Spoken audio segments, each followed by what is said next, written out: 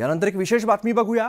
ठाकरे बंधूंमधील वादामध्ये आता उपमुख्यमंत्री एकनाथ शिंदेंनी उडी घेतलेली आहे। उद्धव ठाकरेंनी मनसेच्या दिशेवरून राज ठाकरेंना अप्रत्यक्षपणे टोला लगावलेला आहे आणि त्यावरच उपमुख्यमंत्री एकनाथ शिंदेंनी जोरदार टोलेबाजी केली आहे।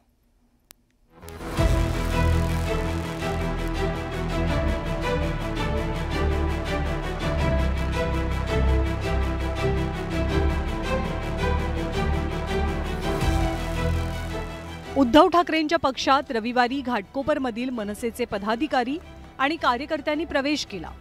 शिवसेना उद्धव बाळासाहेब ठाकरे पक्षात प्रवेश केलेल्या कार्यकर्त्यांनी यावेळी जोरदार घोषणाबाजी केली। अरे आवाज कुणाचा? उद्धव साहेब आगे बढ़ो, हम तुम्हारे साथ हैं। आदित्य साहब आगे बढ़ो, हम तुम्हारे साथ हैं। उद्धव साहेब आगे बढ़ो, हम तुम्हारे साथ हैं। आदित्य साहब आगे बढ़ो, हम तुम्हारे साथ हैं। यावेळी त्यांच्या हातावरती उद्धव ठाकरेंनी शिवबंधन बांधलं।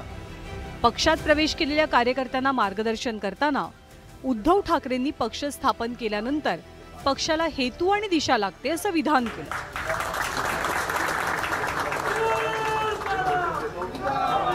स्वागत करतो। तुम्ही कोणत्या पक्षात आले तर पक्षाबद्दल मला बोलायचं नाही, पण पक्ष स्थापन केल्यानंतर पक्षाला काहीतरी हेतू लागतो, दिशा लागते, ती काहीच नाहीये। आणि अशा वेळेला मग तुमच्यासारखे कार्यकर्ते तिकडे बरोबर मेहनत करतात, त्या मेहनतीला काही अर्थ लागतो। आज तुम्ही सगळेजण शिवसेनेत आलेला की शिवसेना एकच मागतो, पण पक्ष स्थापन केल्यानंतर पक्षाला काहीतरी हेतू लागतो, दिशा लागते, ती काहीच नाहीये। उद्धव ठाकरेंनी राज ठाकरेंचं थेटपणे नाव घेतलं नाही, मात्र त्यांच्या निशाण्यावरती राज ठाकरे होते हे काही लपून राहिलं नाही।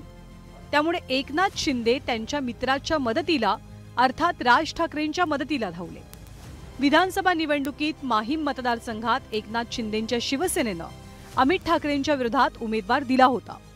त्यावेळी एकनाथ शिंदेंच्या शिवसेनेनं राज ठाकरेंना काही मदत केली नव्हती, मात्र यावेळी एकनाथ शिंदेंनी उद्धव ठाकरेंचा हिशेब चुकता करण्याची संधी काही सोडली नाही।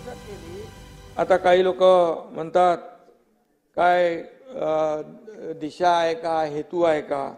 आता जनतेने दशा दुर्दशा केल्यानंतर आता दिशा पाहून काय फायदा? जनतेने दशा दुर्दशा केली, आता दिशा पाहून काय फायदा? जे काही तुमच्यातले मित्रपक्ष आहेत, आता मला वाटतं काही लोकांनी बहिष्कार टाकलेला दिसतो इकडे।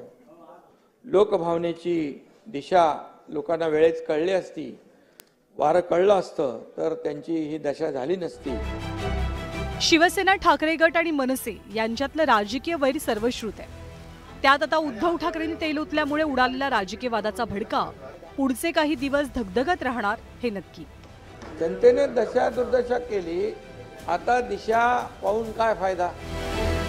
Bureau report, news 18 Lokmat. अरे आवाज कुणाचा? उद्धव साहेब आगे बढ़ो, हम तुम्हारे साथ हैं।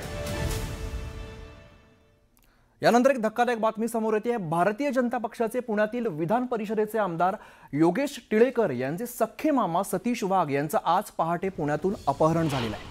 सतीश वाघ हे मांजरी परिसरात राहण्यासाठी आहेत। आज पहाटेच्या सुमारास ते मॉर्निंग वॉक करण्यासाठी घराबाहेर पडले होते आणि घरापासून काही अंतरावरती जाताच 4 जणांनी त्यांना जबरदस्तीने एका 4चाकी वाहनामध्ये बसवलेलं आहे आणि अपहरण करून ते तिकडनं निघून गेलेत।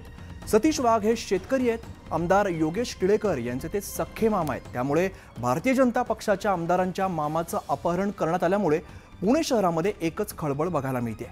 हडपसर पोलीस ठाण्यामध्ये या प्रकरणी गुन्हा दाखल करण्याची प्रक्रिया सुरू आहे। गुन्हे शाखा आणि पोलिसांची पथकं या आरोपींचा सध्या शोध घेत आहेत।